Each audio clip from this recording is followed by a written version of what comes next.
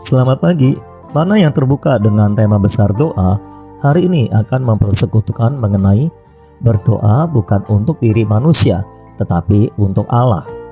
Teks Alkitab diambil dari Daniel pasal 9 ayat 19. Ya Tuhan, dengarlah. Ya Tuhan, ampunilah.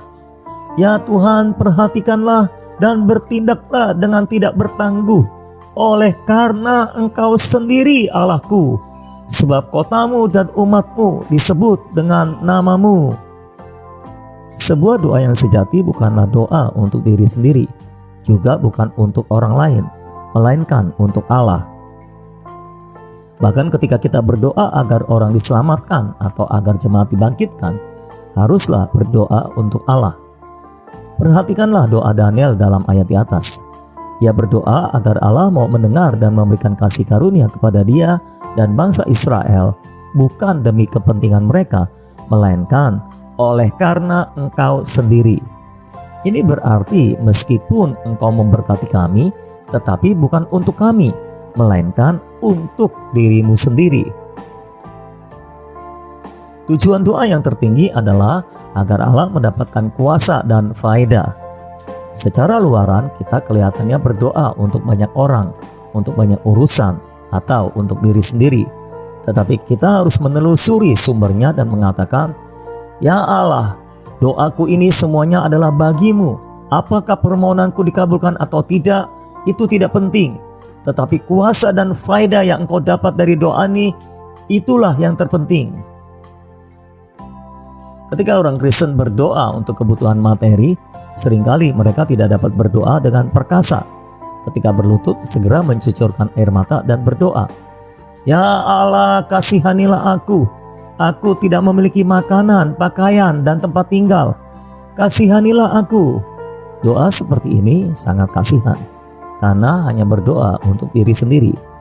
Jadi dalam meminta benda materi kepada Allah, kita bisa memiliki dua motivasi yang jauh berbeda, yaitu untuk kepentingan Allah atau untuk kepentingan diri sendiri. Seandainya anak kita sedang sakit, dapatkah kita berdoa untuknya demi kepentingan Allah? Atau kita akan berdoa sambil memikirkan bagaimana kalau ia mati? Itu sebabnya kita mencucurkan air mata dan menangis terseduh-seduh. Jika itu yang terjadi, maka doa kita tidak di dalam Tuhan, melainkan sepenuhnya di dalam diri kita sendiri. Doa kita tidak melalui Allah, juga tidak membiarkan Allah melalui kita. Kita tidak berdoa bersama Allah. Itu murni kita berdoa untuk diri sendiri dan bukan untuk Allah. Jika telah belajar pelajaran berdoa, maka kita akan dapat berkata di hadapan Tuhan, Ya Allah, sembuhkanlah anakku. Tapi ini bukan untuk kepentinganku, melainkan untuk kepentinganmu. Inilah doa yang hebat dan perkasa. Kita harus mengukur doa kita dengan prinsip yang dalam dan besar ini.